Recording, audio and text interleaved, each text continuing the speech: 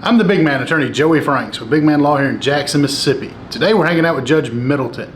Now, if you look in the beginning, you see a whole bunch of people in the Zoom call.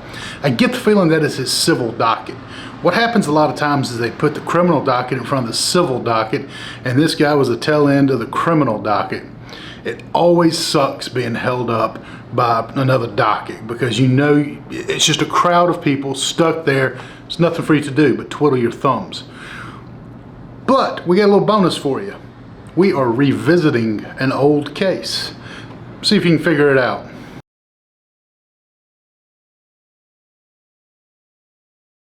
I said I just got off of work. Where are you working? I'm working at Parma too. That's what I was talking to Patterson, Judge Patterson, if there's any way that I can be released back out there. I just started working 4 days ago. It's a miracle that I actually got this damn job because I don't even have an ID to give me an opportunity to get ahead. I mean, Well, we can't confirm whether you're working there or not. can you take my word You for are. it? What? Can you take my word for it? I've never lied to you before. Well, I'm not sure about that, but I will set bond.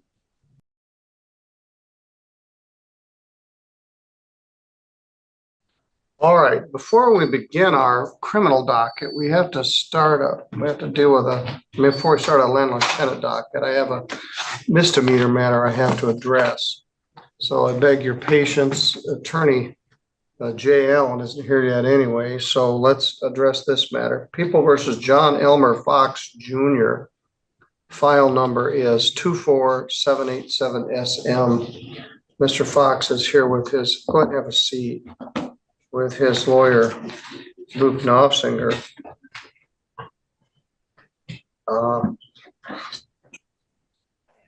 File 24787SM is a larceny less than $200 charge. File 241288ST is a driving suspended charge.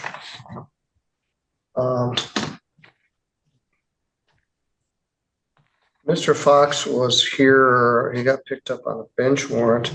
Judge Patterson was gone, and I dealt with Mr. Fox at that time. It was a Friday afternoon, September 6th, late in the day.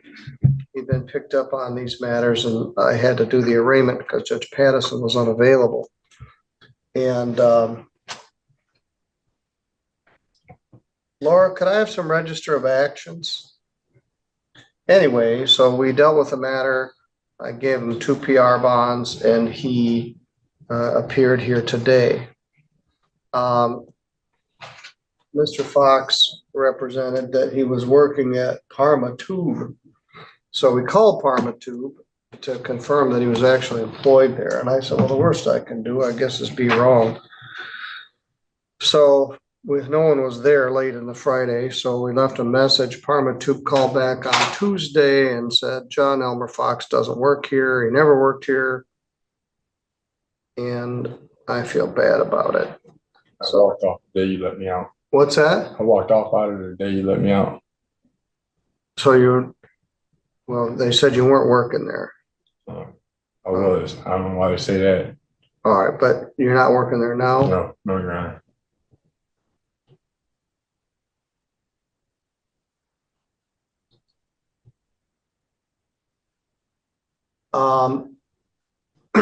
I was having called just 2 days ago. Stop.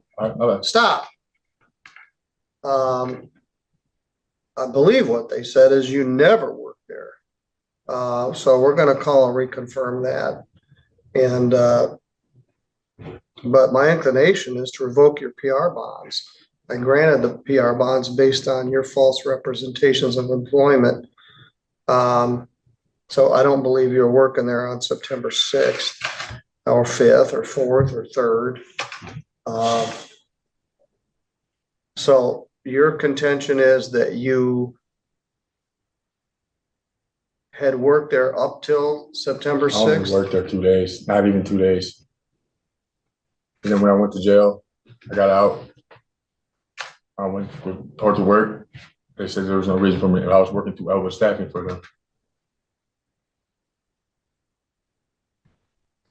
Luke, I'm sorry to tie up your time and mine. I've got a bunch of other stuff to do. Luke, have you got other cases to deal with? I do, Your Honor. All right, put Mr. Fox in the lockup. We'll deal with him when we have a more convenient time. I have. Stop. Judge, what is the basis?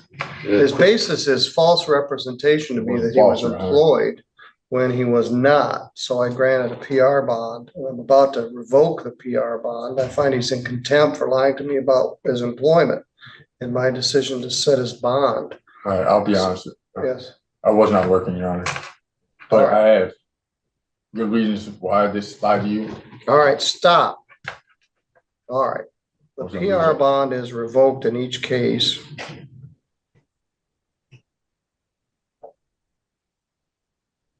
One was 500. I'm gonna reinstate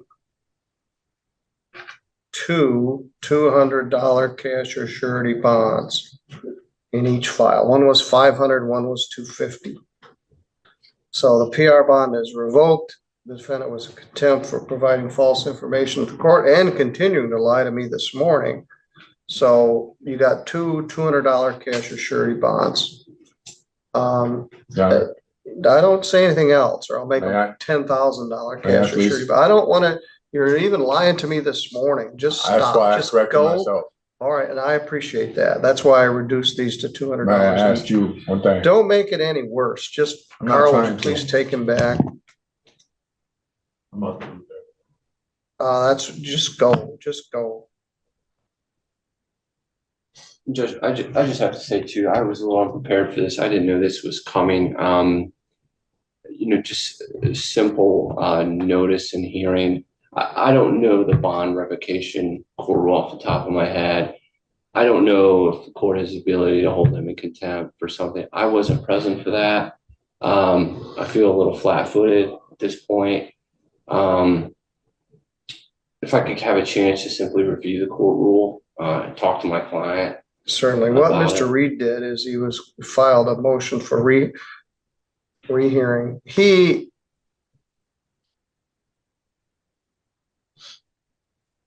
got this PR bond based on false representations to the court. Then he continued to lie to me this morning until he finally came clean on it. So he's going into custody. You can file a motion for rehearing or appeal or something, but right now the bonds are amended to $200 each, cash or surety. I apologize. I came in and announced what the deal was to the people in there. Apparently you weren't there yet. So Andy knew and Luke knew, but apparently they didn't say anything to you. You weren't here yet. But Mr. Fox, you go with a court officer.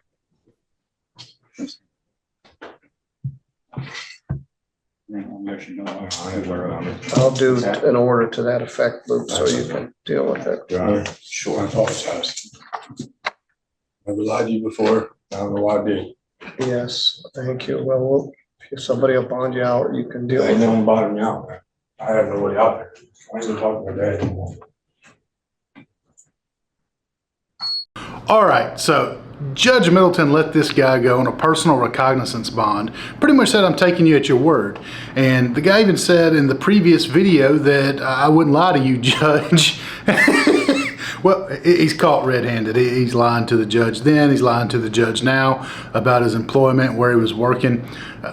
It never pays to do any of that. And judge ends up holding him in contempt of court. He's in direct contempt. Right there in front of the court, he's doing it. Tag, you're it. The attorney's trying to see at the backside of things whether or not he is entitled to a separate hearing or something like that. And that's where the video ends. But this guy is just full of it. He is wiggling every which way he can, and he's not good at it. But he's always fun to watch. I'll say that for him. And I think that's the first time I've seen Judge Middleton get a little upset. Normally he listens to folks and he's patient, but he shut this guy down pretty quickly at one point. Interesting video. Enjoyed it. Hope you did too. Fairly short one for us. Have a good one.